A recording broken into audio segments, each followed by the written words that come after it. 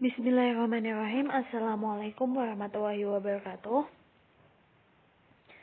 Anak-anak sekalian, hari ini kita akan belajar bab baru, yaitu tentang statistika.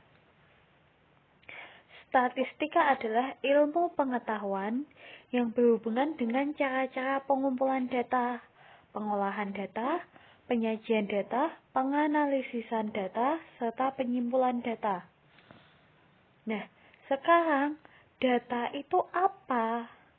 Data itu berupa informasi yang diperoleh dari pengamatan atau penelitian. Karena berupa informasi, data itu tidak harus berupa angka. Bisa juga berupa kata-kata atau bisa juga berupa gambar. Nah, untuk data yang berupa angka, kita sebutnya data kuantitatif. Contohnya, daftar nilai kelas 8B saat ujian akhir semester. Itu termasuk data kuantitatif karena berupa angka. Data tinggi badan anak, itu juga data kuantitatif. Sedangkan data yang berupa kata-kata itu disebutnya kualitatif.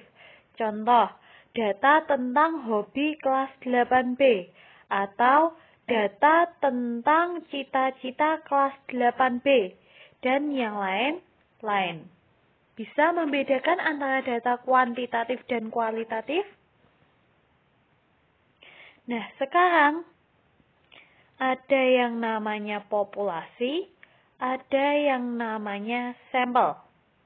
Kalau populasi adalah kumpulan dari seluruh objek yang mempunyai sifat yang sama menjadi objek sasaran pengamatan. Misal, populasi sawah. Berarti semuanya yang ada di sawah menjadi objek pengamatan. Sedangkan kalau sampel adalah bagian dari populasi yang diambil sebagai objek pengamatan langsung, dapat dijadikan dasar penarikan kesimpulan. Misal populasi penduduk desa Getasan. Berarti sampelnya misal diambil RT 20 Desa Getasan, RT 5 Desa Getasan. Atau bisa juga populasi siswa di SMP IT Izzatul Islam. Maka diambillah misal kelas 8B sebagai sampel. Ingat, sifatnya harus sama, punya ciri-ciri yang sama. Sekarang, kalau sudah punya data, berarti harus disajikan. Tadi kan ada pengumpulan data, ada penyajian data, ada pengolahan data. Sekarang kita belajar dulu yang namanya penyajian data. Data paling sering itu disajikan dalam bentuk tabel. Ya, tabel itu paling tidak ada jumlah sampelnya yang diambil dan hasil sampelnya. Misal di sini ada nilai mata pelajaran siswa kelas 8B. Misal ada yang dapat nilai 50, itu ada 5 siswa. Yang dapat nilai 60 ada 15 siswa. Yang dapat nilai 70 ada 20 siswa. Yang dapat nilai 80 ada 10 siswa. Dan yang dapat nilai 90 ada 10 siswa. Dan yang terakhir yang dapat nilai 100 ada 5 siswa. Jika KKM-nya minimal adalah nilai 80, maka yang lulus KKM berapa? Ya berarti yang dapat 80, 90, 100. Yang dapat nilai 80 ada 10 orang. Yang dapat nilai 90 ada 10 orang. Dan yang dapat nilai 100 ada 5 orang. Berarti 10 tambah 10 tambah 5. Berarti hasilnya 25. Bisa kan menghitungnya? Sedangkan kalau seluruhnya Ada berapa anak? 5 tambah 15 tambah 20 tambah 10 tambah 10 tambah 5. Oke? Kalian bisa menghitungnya kan?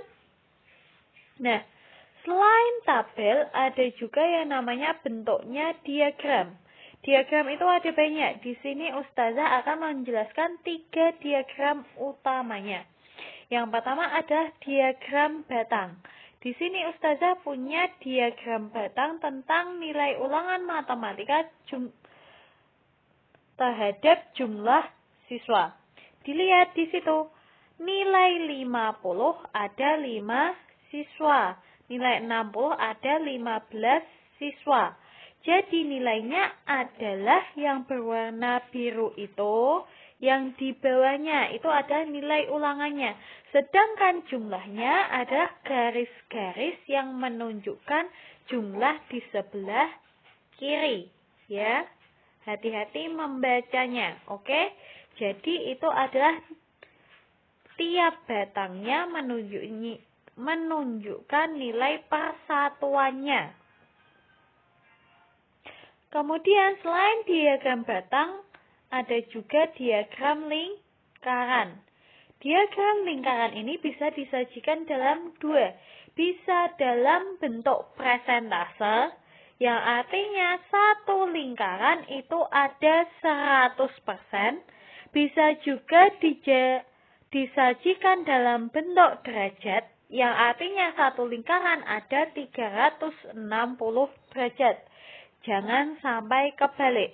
Kalau presentase, total datanya itu ada 100%. Kalau derajat, berarti total datanya itu ada 360 derajat. Oke? Kemudian yang terakhir ada yang namanya diagram garis. Biasanya itu disimbolkan seperti ini. Ya. Kalau diagram garis biasanya bukan pada nilai ulangan. Biasanya kita pakainya untuk melihat kenaikan atau penurunan sesuatu. Misal, yang sekarang lagi booming yaitu kasus corona. Kasus coronanya naik atau turun, kayak gitu. Misal juga harga emas. Harga emasnya naik atau turun biar kelihatan. Bisa juga harga dolarnya naik atau turun. Oke? Kalau diagram garis berarti untuk menghitung kenaikan atau penurunan. Sampai di sini dulu. Jika ada pertanyaan lebih lanjut silahkan WA Ustazah. Wassalamualaikum warahmatullahi wabarakatuh.